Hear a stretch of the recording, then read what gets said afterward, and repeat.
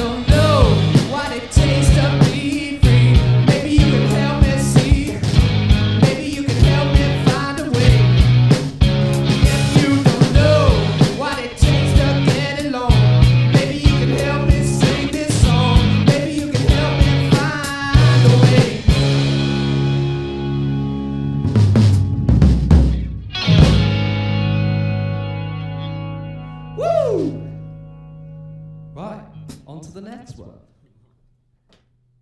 Tune up. 1, 2, 4, 5.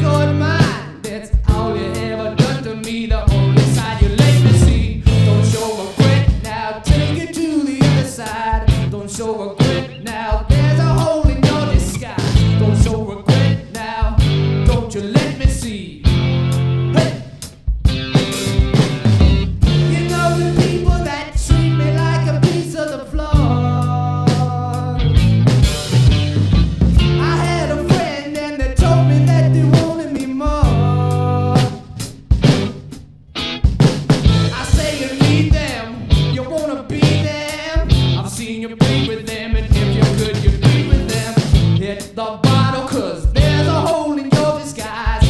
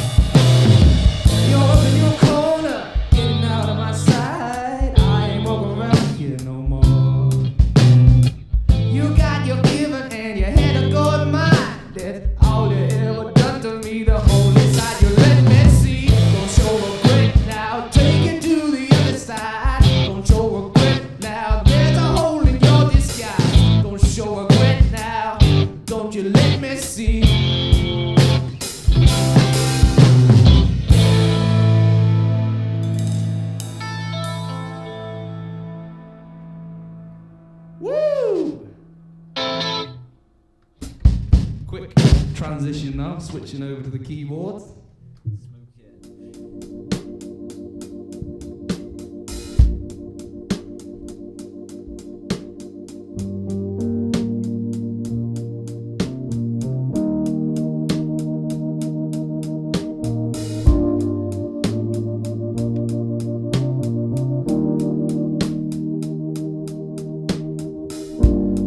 This ain't no place for you. I told you, do what you're gonna do. Nice to know you. It's a fallacy what you mean to me, and the way you rush, and the way you talk so much. I had a dream for you. I made a scene for you. I see. Get your tusk out. I see. Raise 'em up now. Headstrong, and it won't be for long. And now you're out and you don't know why. I just can't believe what you done to me. It's a point of view. There's no empathy. But in all your faith in dreaming, all the while you don't believe in me. I swear I wanna speak to you, fallacy.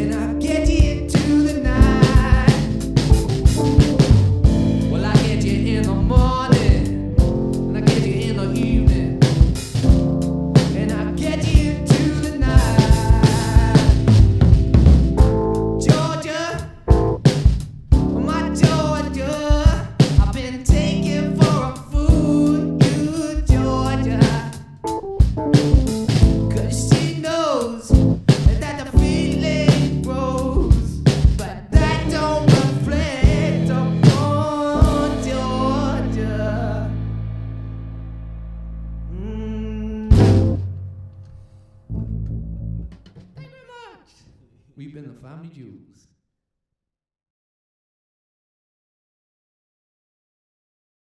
Hi there, it's Alex again from Burst Radio, and we're here with George from Family Jools in the latest instalment of our In the Garden live band series. How you doing, George? I'm pretty well, mate. Yeah, pretty good. Glad to hear it. Glad to hear it. So we heard at the end of that set your new single Georgia, which was released recently. Can you tell us a bit more about that and how it was written, stuff, and how it was recorded? Yeah, okay. Wrote that one quite a while ago, to be honest with you. Probably a year ago now. We've had a few goes at recording it. Well, not like proper goes, but we've like demoed it a few times. We've played it in a few different ways, but I think we recorded it at home, obviously during the lockdown. So it's kind of like one of those things, yeah. Oh, cool. So that wasn't done in the studio; it was done at home. Oh yeah, it's done at home. Oh, cool. This is my bedroom. Oh, man. All the fluffy duvets out, all the soundproofing. Oh, great. Is that going to be part of an EP, do you think, or is it just going to be like a standalone thing by itself? I kind of like got ambitions to do an album, so I don't know. Maybe it'll be that. I just don't want it to be a kind of like best of album. Yeah. So maybe it might do. I mean, people do that these days, like just string it together, do new mixes, whatever, So maybe. Yeah. But yeah, it's just a little single. Yeah, brilliant. No, because I heard it on BBC Introducing on the Introducing in the West show, and it really caught my ears as something a bit different to what generally would be on that sort of show. So it was kind of sort of quite refreshing sound to have. Do you think because I think the sound of it's definitely sound, especially your previous single before that, Swung Together. It's this sort of like 60s Americana sound, and it's something that I think would sound not out of place in like the Once Upon a Time in Hollywood soundtrack, but the new Tarantino film, if you've seen it. That sort of thing, I think, is that sort of That'd be nice if you could hook that up. Yeah, but it's something that I think would work stylistically. And do you think that your influences like match that? Do you think your music represents who influenced you well, or? Yeah, it's getting there. It's kind of like one of those things. I always speak to my mate about this, the drummer, Ewan, who's not here with us. So, hello, Ewan. I speak to him about that often. How, like, speaking for myself, when I first started writing and recording, I kind of thought it's not what I listen to. If you know what I mean, like, and it's kind of like got there because I like rock, I like R&B stuff like that. I really like soul music. And we started out and it was quite heavy, which I think quite a lot of bands kind of like do that. Like you start out and you like almost like freaking heavy metal, like. It's got there now. It's got there. It's kind of like that R&B sort of sound that I've tried to go for. Yeah. Nice. Do you think the song like Georgia and the new singles this year have been more representative of what you want, the style you're kind of trying to go for? Do you think? Yeah. But I think it was quite pushed out there, really, Georgia, in terms of like it's quite soul and it's quite like, so I mean, I'm probably going to come back to like the indie sort of vibe. Yeah. But it's something I want to do, and as I said, I want to do an album. So maybe it's one of those things like the first album would be like an indie sound, and the second album would be a soul sound. I mean, I didn't really think too hard about it. It just is one of those things. Like that was the song, that's it. Yeah. Like Cool. If you've got your album, if you're trying to plan an album, did you manage to get some stuff written during lockdown? Did you manage to be quite creative, or? Yeah, I have been. Yeah, I mean, I've been writing, and I've written a new single which is coming out soon. Oh, cool. Ordered that one. Can you give us any details about when it's coming out, names, that sort of thing? Coming out on the 2nd of October. Cool. Okay. So, and that one's called "You've Got It Going On." Brilliant. Again, recorded in lockdown. But I mean, it's kind of one of those things. People do that all the time now. It's not really that big a deal these days, not being in a studio. Yeah, obviously, definitely. It's really cool being in a studio. I like that, but it gives you a different freedom, really. And if you playing for a swanky studio, you can't really sort of mess around and like take your time when you've got to just like get the tracks down. You've got to do your vocal takes. You can't. It's a different aspect to it, Yeah. Do you think you can hear that in the singles, that you can tell they've been recorded from home? Do you think you've been a bit more kind of perfectionist with the sound? Yeah, I'd say. So, it's like there's good bits and bad bits of that, isn't it? You can be overcritical, which is something I've been through and I kind of think I've got past now. It's like the over perfection, the over criticalness, and now it's just if the vibe's there, it's there. Really, that's how I roll now. Yeah, that's fair play. I saw you're supposed to be playing South by Southwest. Obviously, it's a massive shame that got cancelled. Do you have plans to maybe hopefully try and play it next year and more festivals and that sort of thing? Well, yeah, we are gonna play it next year, providing it happens. You know what I mean? Like, Oh, really? Have you received like a guaranteed offer, that sort of thing? yeah. They've said we're in, but with this crazy world, who knows? But I mean, I'm being optimistic, man. New things happen every day. We'll see. So yeah, as long as it's cool, as long as we're allowed to get on a plane and fly over, we'll be over. Yeah. Nice. Alongside the single, have you got other plans? Have you set in stone anything yet for the next few months, sort of like tour dates and that sort of thing, or have you kind of wait and see how things develop? We've got, in a couple weeks' time, I think on the 25th, we're in a studio doing a live session in London. Oh, nice. That's gonna be cool. But other than that, we haven't got anything set. I mean, as I said, at this time, it's just too ropey, isn't it? Yeah. 2021, we've got things lined up. Yeah. But I mean, I'd like to. I could get onto my manager about doing that. I want to get things down, but like I'm seeing stuff getting cancelled at the moment and everything. I'd be up for doing some of the sort of seated things I see people are doing. It's kind of socially distance, Yeah, like social distance concerts and stuff. Yeah. I think that's quite cool, man. I kind of think it's kind of like a bit of a blessing. It kind of takes it back to the days where people did that, sit around, really listen, rather than just. Yeah. We all love gigs, but like most of the time, everyone's just. Everyone's quite drunk and mosh about, but yeah, it's a different. It's a bit more classy. Yeah, no, fair play. Actually, it's a valid point. People actually appreciate the music, don't they? Yeah. Yeah. That's really interesting. No, fair play. Yeah, hopefully you'll be able to get some stuff sorted, especially if you want to support releases of singles and that sort of thing, getting out and playing. Yeah. Yeah. Have you done a few other live sessions like this to kind of support Georgia? Yeah. We've been doing a lot, man. Yeah. Yeah, like it's its own vibe. Yeah, we have been doing quite a few. Nice. Cool. Yeah. So just before we wrap up, I know. So I've read online. I think, are you based in Weston-super-Mare? Yes. Yeah. So do you, as kind of Lord Online, as a Bristol-based band, do you think you see a distinction between Bristol and Weston-super-Mare, or would you consider yourself not Bristolian? Or I mean, we lived in Bristol for such a long time. Most people from Weston just say, if you say you're speaking to someone from bloody, I don't know, miles away. Wherever, yeah. In Bristol, yeah, it's a similar accent. It's a very different place. I'll tell you that though. Weston. Yeah.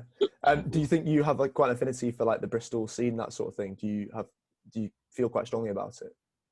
Yeah, I do. We started out in Bristol, and that was our, that was the arena we started in, and I do really like Bristol. It's cool. Yeah, cool. Amazing. Well, yeah, hopefully we'll see you at some point playing dates and that sort of thing. Thank you for the great set. So this interview we touched onto it, and thank you for the chat, and good luck in the future with new single releases and stuff. All right, man. Cheers. Amazing. See you later. See you in a bit, mate. Bye. Bye.